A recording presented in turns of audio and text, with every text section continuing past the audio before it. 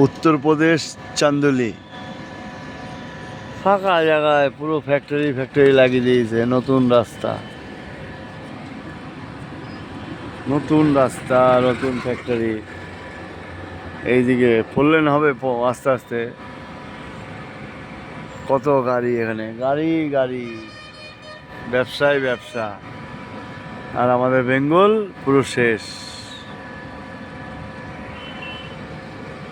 যেখানে গাড়ি চলবে সেখানেই শিল্প থাকবে।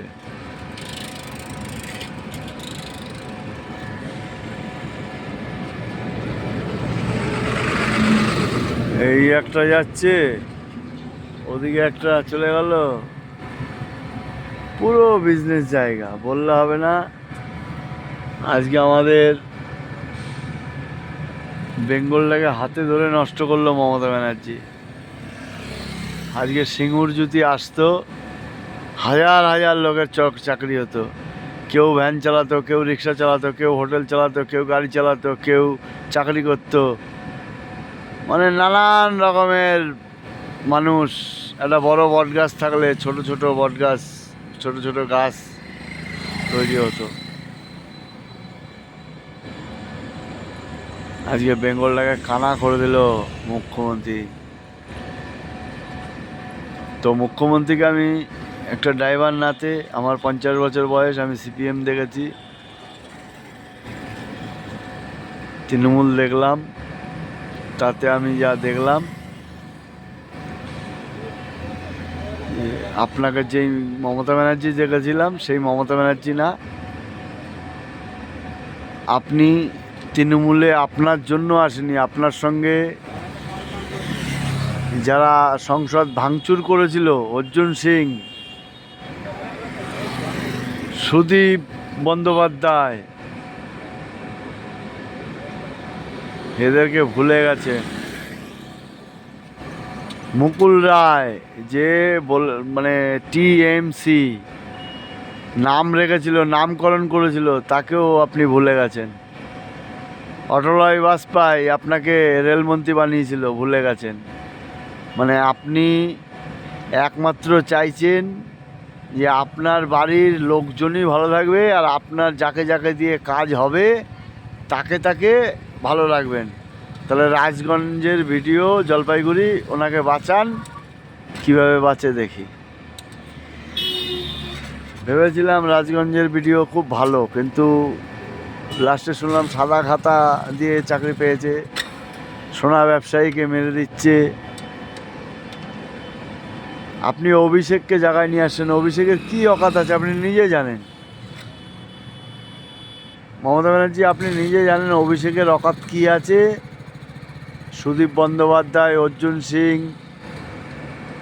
আমাদের মুকুল রায়ের অবদান কি আছে। এই সিপিএম 34 বছরের সিপিএমকে হাঁটানোর জন্য শুধু আপনি বলেন আমার মুখই হচ্ছে গিয়ে সব। আপনি কি ভালো কাজ করছেন আপনি নিজে বুকে হাত দিয়ে বলুন তো। গুন্ডাগার্দি, অশিক্ষিতর বাস করে দিচ্ছেন বেঙ্গলটাকে। আপনি তো মরে যাবেন, কিন্তু আপনি অভিষেকও হয়তো কালকে ক্যান্সার হয়ে মরে যাবে, স্ট্রোক হয়ে মরে যাবে, সেটা ব্যাপার না। কেউ সবাই বেঁচে থাকুক, কিন্তু বেঙ্গলের সংস্কৃতিটাকে তো বাঁচিয়ে রাখতে হবে। স্বামী বিবেকানন্দকে ভাবতে হবে, রামকৃষ্ণ কে ভাবতে হবে। রাজনীতি কোথার থেকে আসে, আমাদের নেতাজি সুভাষের কথা ভাবতে হবে। আপনি বিরোধী থেকে যেটা করেছেন তার পুরোটাই উল্টো করছেন। তাতে আমাদের বাচ্চা কাচ্চা, আমার বাচ্চা মানুষ হয়ে গেছে, কিন্তু আমাদের যে পরের জেনারেশনের বাচ্চা কাচ্চাগুলো হচ্ছে না মানুষ, দেখছি তো। স্কুল নেই, শিক্ষা, স্বাস্থ্য, শিল্প সবই শেষ। বাবা না কাজ করলে বাচ্চাটা পড়াশোনা কোথা দিয়ে করাবে? শিল্প না থাকলে বাবা কাজ করবে কোথায়? বাচ্চাটা অযোগ্য হয়ে যাবে। আপনি ভাবুন। আমি ড্রাইভার নাতে চন্দন মণ্ডল, এটুকুই বললাম। আরও বলবো, ভিডিওটা বড় হচ্ছে, পরে বলবো। তো মুখ্যমন্ত্রী মমতা ব্যানার্জি, আপনাকে বলছি, আপনি মেয়ে হয়েও আপনি মেয়েদের রেট বেঁধে দিয়েছিলেন 10,000, 5,000, 20,000। ইয়ং মেয়ে, বিধবা, সধবা রেট বেঁধে দিয়েছিলেন রেপের। বাচ্চা বাচ্চা মেয়ে রেপ হচ্ছে, আপনি বলছেন এগুলো জ্বালা যন্ত্রণা থাকলে হয়। এগুলো সব তো আমরা দেখেছি। আমরা তার উড়ে আকাশ থেকে পড়িনি, এখন বেঙ্গলে এসেছি। আমার পূর্বপুরুষ এখানে জন্ম, আর আমারও বাড়ি এখানে, আমিও জন্ম এখানে। তো আপনি যেসব সিস্টেমে বেঙ্গল চালাচ্ছেন, আপনি আমাদের বেঙ্গলের ভালো তো না, ইন্ডিয়ার ভালো চাইছেন না, সেটা পরিষ্কার বুঝে যাচ্ছে। বুঝে গিয়েও আপনাকে আর আমরা, আপনি বুকে হাত দিয়ে জিজ্ঞাসা করুন নিজেকে নিজে যে আমি ঠিক করছি কি না। মরে যেতে হবে, কিন্তু সমাজে ভালো করে গেলে রাবণেরও নাম আছে, রামেরও নাম আছে। রাবণ কি করেছে, রাম কি করেছে, এটাই ইতিহাস হয়ে থাকবে। তো আপনি যদি মনে করেন যে আমি খারাপ জিনিস করে আমার ইতিহাস করে রাখবো, তো আপনি করে রাখতে পারেন।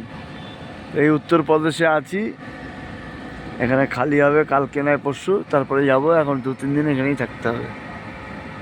তো আপনাকে বলছি, এইভাবেই সুন্দর একটা বেঙ্গল বানান। শিক্ষা মানে প্রাইমারি স্কুলগুলোতে ঘাস হয়ে গেছে, কাদা জল হয়ে গেছে, কেউ যায় না, মানে কুকুর ছাগলও যায় না, এরকম একটা অবস্থা আপনি করে দিলেন। এটাকে ঘুরিয়ে আনুন। শিক্ষা হলে, শিল্প থাকলেই স্টেট বাঁচবে, নাহলে সেই স্টেট আবার সেই আমাদের কাঙালের জায়গায় যেতে হবে। বাঙাল মানে কাঙাল আবার লোক শুরু করে দিয়েছে। আমাদেরকে বলে, প্রচুর ড্রাইভার আমাদেরকে বলে, বাইরে স্টেটের ড্রাইভার, वो बंगाल आप लोग तो कंगाल है, वहाँ जाने से हम लोग को 5,000-10,000 रुपया एक्स्ट्रा लेना पड़ता है, सिविक पुलिस को देना पड़ता है। তখনই মাথাটা নিচু হয়ে যায়। তো মমতা ব্যানার্জি, আপনাকে বলছি, আপনি এখনও ব্রাহ্মণ বংশ থেকে বিলং করেন। আমাদের সনাতনীর 1 নম্বর জাত আমরা ব্রাহ্মণকে আমরা সম্মান করি। তো আপনি সেই জায়গাটাকে ভালো রাখুন, সুস্থ রাখুন, সুন্দরভাবে স্বামী বিবেকানন্দ যেভাবে চালাতে চেয়েছিল সেভাবে চালান। টাকা পয়সা কিচ্ছু না। অভিষেকের বয়সের সাথে অভিষেক নিজে কত টাকার মালিক এটা সম্ভব? আপনি নিজে ভাবুন। আমাদের বেঙ্গলের যারা ছাগল পাগল, ওদের কথা ছাড়ুন, আপনি নিজে ভাবুন। অভিষেকের অকাত আছে? ও আমার পরে পয়সা কামাচ্ছে, ও এত টাকার মালিক কোথা দিয়ে হলো? রাজনীতি করলে এত টাকা হয়? আপনি নিজেকে নিজে আপনার বুকে হাত দিয়ে আপনি একবার বলুন যে আমি ঠিক করছি কি না। হিন্দু মুসলিম কি আছে? আমাদের ইন্ডিয়ানই মুসলিম আমাদের ইন্ডিয়ায় থাকবে, বাইরের মুসলিম জায়গা দেওয়া যাবে না, এটাই হলো ব্যাপার। আমার দেশ সেফটি রাখার জন্য আমাদের টোটাল হিন্দু মুসলিম খ্রিস্টান সাই বৌদ্ধ যা আছে যত ধর্ম, গণতান্ত্রিক দেশে সবার সমান অধিকার।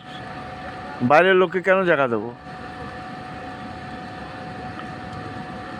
আপনি বলেছিলেন এসআইআর করতে দেবো না, এসআইআর হচ্ছে, কারণ কি আপনার এবার পৃথিবী মানে বেঙ্গলের লোক জেনে গেল যে মুখ্যমন্ত্রীর ভ্যালু কী আছে। সেন্ট্রাল যেটা বলবে সেটাই হবে।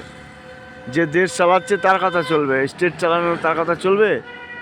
বাবার কথাই চলে, ছেলের কথায় যদি চলে সে সংসার ডুবে যায়, বাবার কথাই চলতে হয়। তো সেন্ট্রালের কথা মতন আমরা 34 বছর কংগ্রেসের সেন্ট্রালে ছিল, সিপিএম ছিল বেঙ্গলে, সিপিএম কোনোদিনই অ্যাডজাস্ট করেনি, তার জন্য আমরা পিছিয়ে আছি। আবার আপনিও পিছিয়ে দিচ্ছেন। তো আমি চাইবো যে এসব রাজনীতি, টাকার রাজনীতি ছেড়ে সভ্য রাজনীতি করুন। স্বামী বিবেকানন্দ, রামকৃষ্ণদেব, মা শারদার কথা স্মরণ করবেন, স্বামী বিবেকানন্দর কথা স্মরণ করে আপনি এগুলো ছাড়েন। আর নাহলে আপনি তো প্রশাসন ব্যবস্থা রাখতেই পারছেন না, আপনি ছেড়ে দিন যে আমি পারছি না চালাতে, কারণ আপনার আয়ত্তের বাইরে হয়ে গেছে, এটা আমরা নিজেরাও বুঝতে পারছি। এই বলেই রাখছি। জয় হিন্দ, জয় ভারত।